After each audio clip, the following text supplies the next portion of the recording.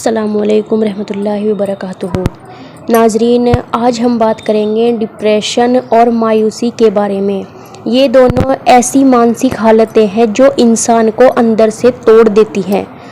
آج کے دور میں جب ہر کوئی کسی نہ کسی پریشانی سے جوجھ رہا ہے، ڈپریشن عام ہو گیا ہے، لیکن ایک مسلمان کے لیے مایوسی کوئی حل نہیں ہے، کیونکہ اس کا رب اللہ اسے کبھی اکیلا نہیں چھوڑتا۔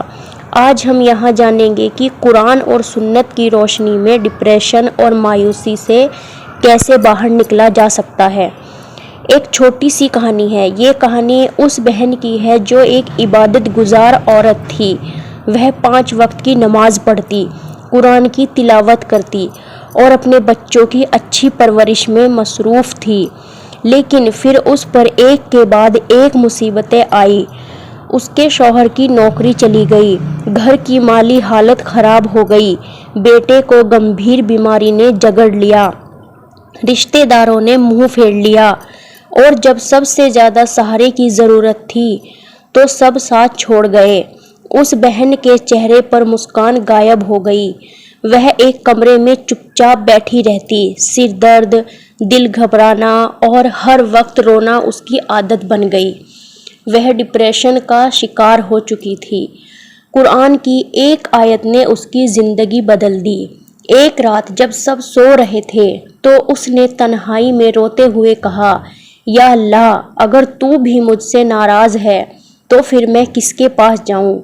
اسی وقت اسے قرآن کی ایک آیت یاد آئی، اور اللہ کی رحمت سے مایوس مت ہو، بے شک اللہ سارے گناہ معاف کر دیتا ہے۔ یہ آیت اس کے دل کو چھو گئی۔ اسے احساس ہوا کہ مایوسی کا مطلب ہے اللہ کی رحمت سے انکار، اور ایک سچے مومن کو ایسا نہیں کرنا چاہیے۔ اس نے اللہ کی طرف لوٹنا شروع کیا۔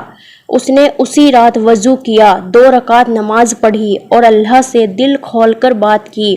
اس نے صرف اپنا درد نہیں سنایا بلکہ اپنے رب پر بھروسہ بھی جتایا۔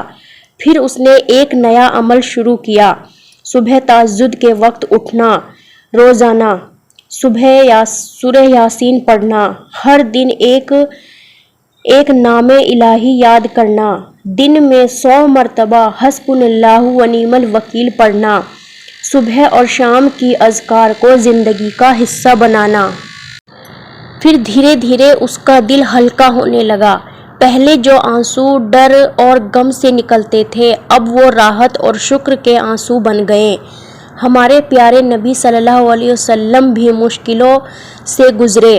طائف کی تکلیف، بیٹوں کی موت، ساتھی چھوڑ جانا، بھوک، جنگ، لیکن انہوں نے کبھی مایوسی نہیں دکھائی۔ ایک حدیث میں آتا ہے، جب بھی کوئی پریشانی آتی تو نبی صلی اللہ علیہ وسلم نماز کی طرف دوڑتے، یعنی نماز صرف عبادت نہیں بلکہ راحت کا ذریعہ بھی ہے۔ قرآن کہتا ہے، بے شک اللہ کے ذکر سے ہی دلوں کو اطمینان ملتا ہے۔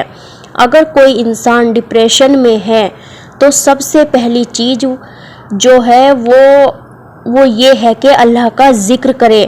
لا الہ الا انت سبحانک انی کنت من الظالمین، یہ دعا حضرت یونس علیہ السلام کی ہے، اور یہ ہر پریشانی میں اثر کرتی ہے۔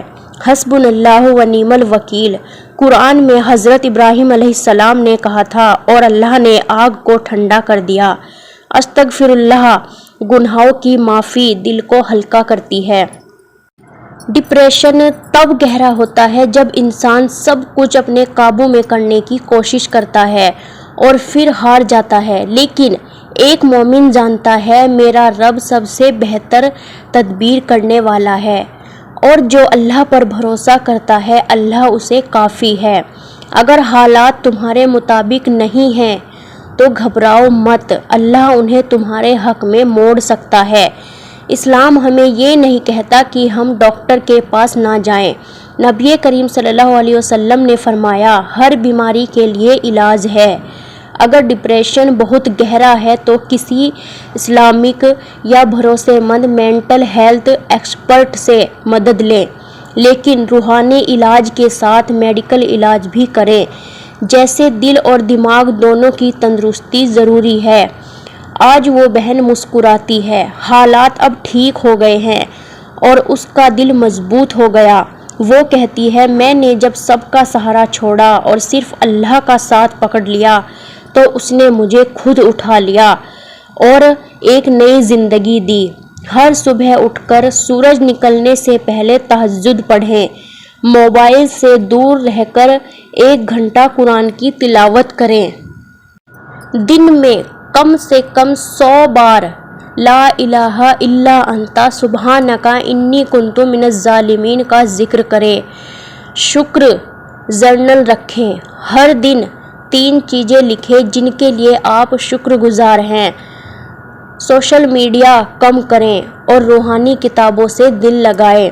ڈپریشن کوئی شرم کی بات نہیں، مایوسی سے باہر آنا ممکن ہے اگر ہم اللہ کو پکار اس پر بھروسہ کریں اور اپنے دل کو قرآن سے روشن کریں، جسے اللہ ہدایت دیتا ہے اور اس کے سینے کو اسلام کے لیے کھول دیتا ہے۔